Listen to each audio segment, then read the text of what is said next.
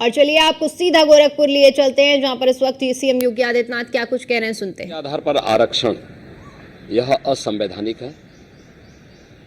बाबा साहब भीमराव अंबेडकर जी ने भारत की संविधान सभा में इसका पुरजोर विरोध किया था, लेकिन उस सब के बावजूद कांग्रेस और उसके सहयोगी इंडी गठबंधन से जुड़े हुए दल हैं, इन लोगों में एक होड़ सी लगी है मुस्लिम आरक्षण देने का। और कांग्रेस का इतिहास तो इस मामले में बहुत दागी रहा है। 2006 में जस्टिस रंगनाथ मिश्रा कमेटी गठित करके कांग्रेस ने ओबीसी का हिस्सा काट करके मुस्लिमों को देने का कुत्सित प्रयास किया था जब यूपीए गवर्नमेंट थी। ऐसे ही कांग्रेस ने जस्टिस राजेंद्र सच्चर की अध्यक्षता में कमेटी बना करके अनुसूचित जाति के आरक्षण में सेंध लगाने का प्रयास किया था। कुछ मुस्लिम जातियों को अनुसूचित जाति में शामिल करने का कुत्सित प्रयास किया था। बीजेपी और एनडीए ने उसका विरोध किया था। कांग्रेस की जब आंध्र प्रदेश में सरकार थी, उन्होंने उस वहां के ओबीसी के आरक्षण को मुसलमानों को दिया था। कांग्रेस की कर्नाटक सरकार ने मुसलमानों की सभी जातियों को ओबीसी में शामिल करके ओबीसी के आरक्षण में सेंध लगाया है। वेस्ट बंगाल के अंदर टीएमसी ने 2010 में 118 मुस्लिम जातियों को ओबीसी में शामिल करके पिछले 14 वर्ष से लगातार ओबीसी के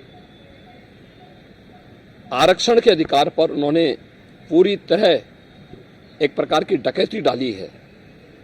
हम धन्यवाद देना चाहेंगे कोलकाता हाईकोर्ट को, जिन्होंने टीएमसी के इस प्रकार के असंवैधानिक कृत्य पर जोरदार तमाचा मारा है और धार्मिक आधार पर आरक्षण असंवैधानिक है बात स्पष्ट कहते हुए उन्होंने सभी मुस्लिम जातियों को इससे बाहर किया है। इसी प्रकार से बिहार के अंदर लालू जी पहले ही बोल चुके हैं कि मुसलमानों को, सभी मुसलमानों को आरक्षण मिलना चाहिए। इसका मतलब आरक्षण कहां से मिलेगा?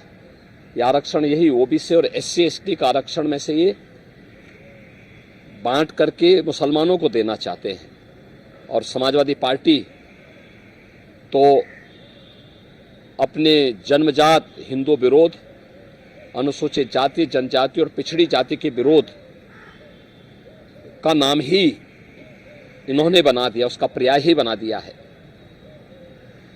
चाहे वह राम जन्मभूमि का विरोध रहा हो, राम भक्तों पर गोली चलाने का रहा हो, या फिर 2012 और 2014 के अपने इलेक्शन मैनिफेस्टो में समाजवादी पार्टी ने मुस्लिमों को आरक्षण देने की वकालत की थी और यहां तक इन्होंने शरारत की थी कि तुष्टीकरण की हद बात करते हुए उत्तर प्रदेश के अंदर, उत्तर प्रदेश की उस समय की 20 करोड़ की आबादी की सुरक्षा के साथ खिलवाड़ करते हुए पीएससी की 54 कंपनियों को इन्होंने समाप्त किया था। और उस समय इन्होंने पीएससी की भर्ती जो निकाली थी उसमें इन्होंने प्रयास किया था कि 15% मुस्लिम आरक्षण हो। माननीय न्यायालय को हस्तक्षेप करना पड़ा था। ये जो होड़ है एक खतरनाक होड़ है। बाबा साहब भीमराव अंबेडकर ने विरोध किया था इसका, मुस्लिम आरक्षण का, क्योंकि देश धर्म के आधार पर विभाजित हुआ था और उन्होंने कहा था कि धर्म के आधार पर कोई भी आरक्षण देश के अंदर नहीं होना चाहिए। अनुसूचित जाति, जनजाति को आरक्षण भारत के संविधान के द्वारा दिया गया है। मंडल कमीशन की सिफारिशों के आधार पर ओबीसी को आरक्षण का लाभ दिया गया है। Bharatiya Janata party SC ST और ओबीसी के आरक्षण को सुरक्षित रखने के लिए किसी भी प्रकार के मुस्लिम आरक्षण का विरोध करती है। और दूसरा, मुस्लिम आरक्षण असंवैधानिक भी है और अगर इस प्रकार की कुप्रथा को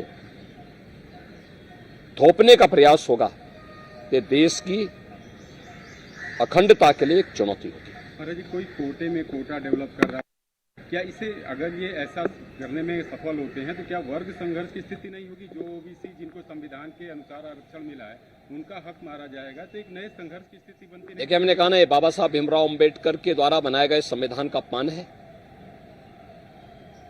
और भारत के संविधान की मूल भावना के विरुद्ध भी है। ये असंवैधानिक कृत्य है, इसे कतई स्वीकार नहीं किया जाना चाहिए।